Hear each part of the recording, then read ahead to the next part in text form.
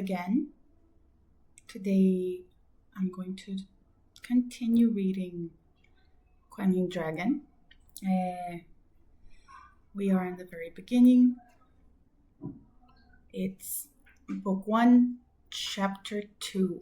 This chapter is much shorter than the first chapter. I think it's going to be part 1, right? It's going to be a little faster. So let's go. I'm excited.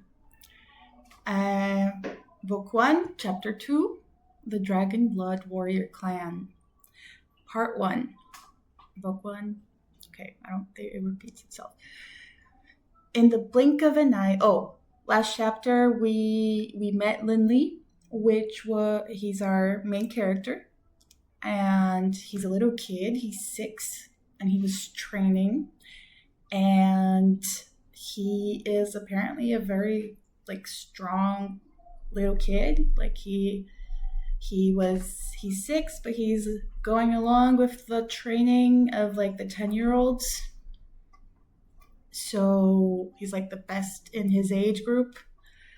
So we've got that shown to us. And then there's a teacher he is a warrior of the 6th rank. And it's Hillman. His name is Hillman. It's probably going to show up here. Here, Uncle Hillman.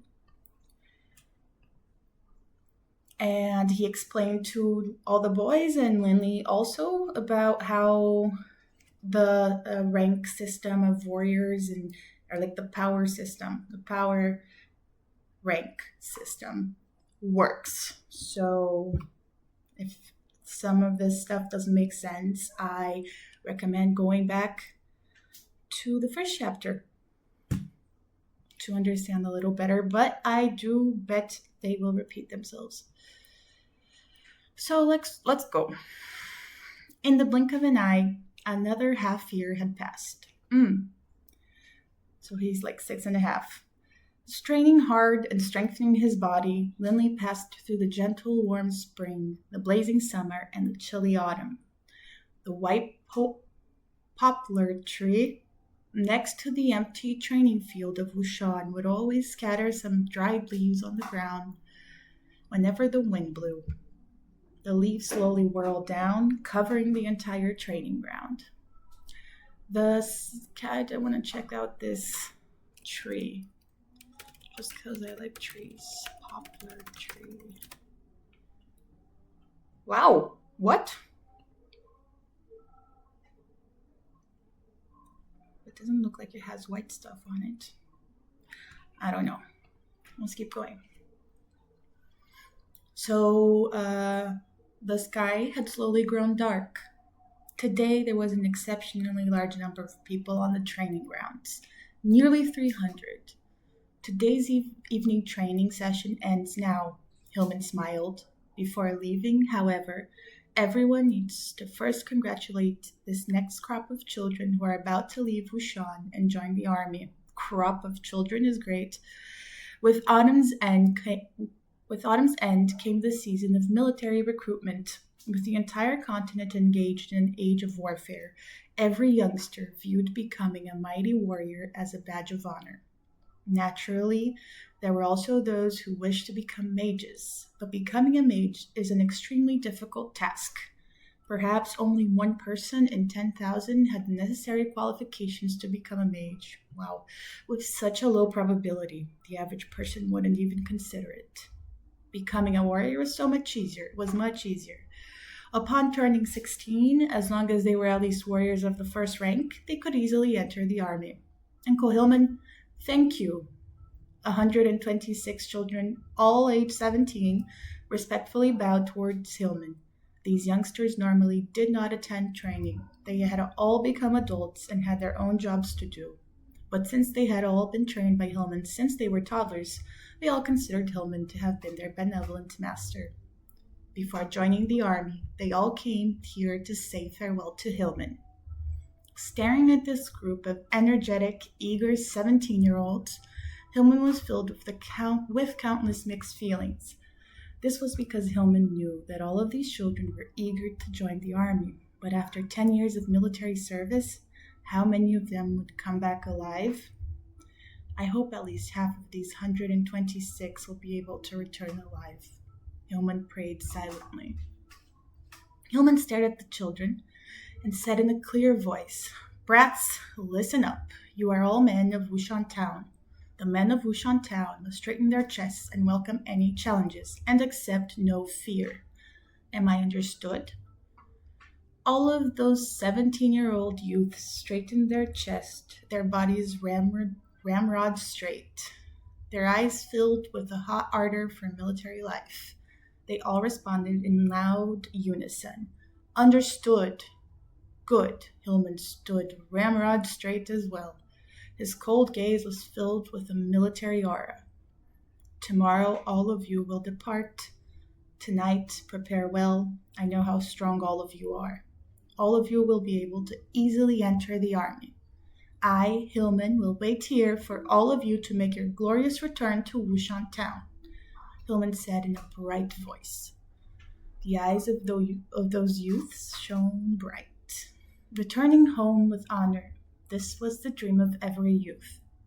"Now, I order all of you, go home immediately and begin your preparations. Disperse," Hillman said in a cold, fierce voice. "Yes, sir." 126 youths respectfully saluted and then departed. They were followed by the worshipful gazes of the nearly 200 youths that remained. Tomorrow, they would begin a brand new journey. "I have 2 more years. When I become of age, I also want to join the army. I really want to live the exciting, heart-throbbing life of a soldier. If I had to live here for my entire life in Wushan Town, even if I lived forever, it would be pointless." All right, so they really want to go. A group of... I'm just going to drink water.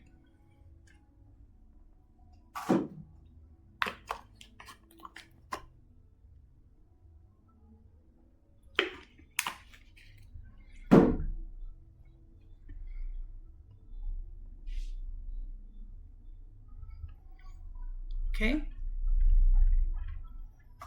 A group of 13-year-olds chatted amongst each other. All of them longed for that exciting life, a life filled with vigor. All of them wanted to accumulate merits and establish a reputation. They wanted to be adored by the girls and the esteem of their relatives. This was their dream. "Linley, your father, Lord Hogg, has some extremely important business with you. Don't go off playing with the other kids. Come home with me." Hillman walked to Linley's side. Gazing at him, Hillman felt very proud. Linley was exceedingly smart. Under the tutelage of his father, Hogg, since a young age, he had learned many words and could read most books. Reading was a very luxurious thing. Usually, only the scions of noble houses could read. The Baruch clan was an extremely old clan, and it held a large number of books. "Uncle Hillman, I know already. My Lord Father already reminded me 3 times. My Lord Father has never been so insistent about anything. I won't go off and play." Linley grinned, revealing his pearly white teeth, perfect for the fact that one was missing. Perfect but for the fact that one was missing. Linley was already beginning to grow permanent teeth. "That's enough. You are missing one of your front teeth. When you smile, you let the wind in." Hillman laughed. Go home. What? He's making fun of the kid. In the ancient front courtyard of the Baruch Manor, after the family finished dinner, Linley was playing around with his younger brother. "Big brother, hug. Little Wharton was staring at Linley with a look of pure, simple love. Walking unsteadily, he extended a small, pudgy hand towards Linley, trying to hug him. Linley stood not too far away, quietly waiting for little Wharton to reach him. "Wharton, you can do it," Linley encouraged him. Little Wharton's wobbly footsteps made people fear he would fall with each step, but in the end, little Wharton managed to rush into his big brother's embrace. His smooth skin, as soft as water, was slightly pink. His big round eyes stared at his elder brother, and in a baby voice he said, "Big brother, big brother." looking at his baby brother, because his brother is like two, I think, 2 or 3 now. Linley's heart was filled with a boundless warmth and love. No mother, no grandparents. Although he had his father and his family caretaker to take care of him, Linley, who had matured early, was extremely loving and protective towards his little brother. In Linley's eyes, as the big brother, it was his job to take care of his little brother. "Wharton, what did you learn today?" Linley asked, smiling. Wharton frowned, an extremely cute expression. After pondering, he excitedly said, "Today I learned about using rags." "Rags?" Linley's face revealed an uncontrollable smile. "What did you wipe?" Counting on his fingers, little Wharton said, "First, I used rags to wipe the floors, then the toilet chamber pots, and lastly, I wiped the plates." He looked excitedly at Linley, awaiting Linley's praise. "You wiped the chamber pots and then wiped the plates?" Linley's eyes were huge. "What? Did I do it wrong?" "I really wiped them clean." Little Wharton's tiny head, his eyes were filled with an uncomprehending look as he stared at his brother. "Young Master Linley, your father is looking for you. Let me carry young Master Wharton." A brandy-nosed old man walked over. This brandy-nosed old man was the Baruch clan's housekeeper, Hiri. In the entire manor, aside from the housekeeper, there wasn't even a serving girl. Linley no longer had any time to chat with Wharton. He immediately handed Wharton over to Grandpa Hiri and went towards the guest hall. "I wonder why Father summoned me." Although he was young, Linley could sense that this time his father had called him for something important. Entering the guest hall, in one corner there was a desk clock that was higher than Linley was tall. This desk clock can be considered a high-quality object. Generally, only wealthy or noble families had such a clock. At this moment, Linley's father was seated next to the fireplace. The flames in the fireplace burned, constantly crackling and popping. Why did Father change his clothes? Seeing his father, Linley was filled with astonishment. While at home, his father normally wore only very simple clothes. Just then, while eating dinner, his father wore normal clothes. But now, he had switched to a set of very noble, beautiful apparel. Hogg's entire body emanated an ancient, noble aura. That aura wasn't the sort that money could buy. It was something which an ancient noble clan cultivated in its heirs. A clan which had survived for 5,000 years. How could an ordinary noble clan compare? Hogg stood up, turning around. Wait. When he saw Linley, his eyes lit up. "Linley, come with me. Let's go to the ancestral hall. Uncle Hiri, you know about the matters of my clan, so you can come as well." Hogg smiled. The ancestral hall? Linley was astonished. The members of the Baruch clan only stayed in the front side of the manor. The areas in the far back, virtually no one went there to clean. Only the ancestral hall in the back did they ever visit once a month to clean. But this isn't the time to sacrifice to our ancestors. Why are we going to the ancestral hall? Linley had a belly full of questions. Exiting the guest hall, Hogg, Linley, and Uncle Hiri, who still held Wharton, followed the blue stone path towards the back manor. Deep autumn, the night was as cold as water.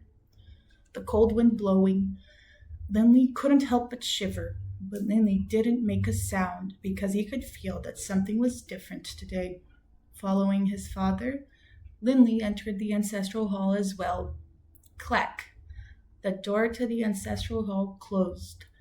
With the candles in the hall becoming lit, the entire hall immediately became very bright. Linley could instantly see the many spirit tablets placed in the very front of the hall. That thick, dense cluster of spirit tablets spoke volumes as to the age of the Baruch clan. spirit tablets. Hog quietly stood in front of the spirit tablets, not saying a word. Linley felt very nervous. In the entire hall, aside from the sounds of the whispering candles, no sound was heard. The quiet was terrifying, creating an oppressive feeling on the heart. Suddenly, Hogg turned and focused his gaze on Linley. In a weighty voice, he said, "Linley, today there are many things that must be done. But first, let me tell you some of the history of our Baruch clan." Linley could feel his heart thumping frantically. Our clan's history? What can it be? In his heart, Linley was eager to know, but he didn't dare to make a sound. A look of pride appearing on his face, Hogg said in a clear voice, "Linley, our Baruch clan has existed for 5,000 years. Even scanning the entire kingdom of Fenlai, I don't believe we can find a second clan which is as ancient as ours." Ooh, Hogg's voice contained an absolute pride. Ancient. This was a word which some noble clans viewed with great importance. "Linley, have you heard of the legendary 4 supreme warriors of the Yulan continent?" Turning his head, Hogg looked at Linley. Eyes brightening, Linley nodded. "I know. According to Uncle Hillman, the legendary 4 supreme warriors are the Dragon Blood Warrior, the Violet Flame Warrior, the Tiger Striped Warrior, and the Undying Warrior." Satisfied, Hogg nodded. Smiling, he said, "Right, now I am going to tell you something. The 4 supreme warriors actually represent 4 ancient clans. And our Baruch clan is the ancient clan which contains the exalted bloodline of the Dragon Blood Warriors." End of chapter 2. Thank you very much, guys. I will be posting this video. Follow me on Instagram and message me if you're interested in any lessons. I'll see you in chapter 3.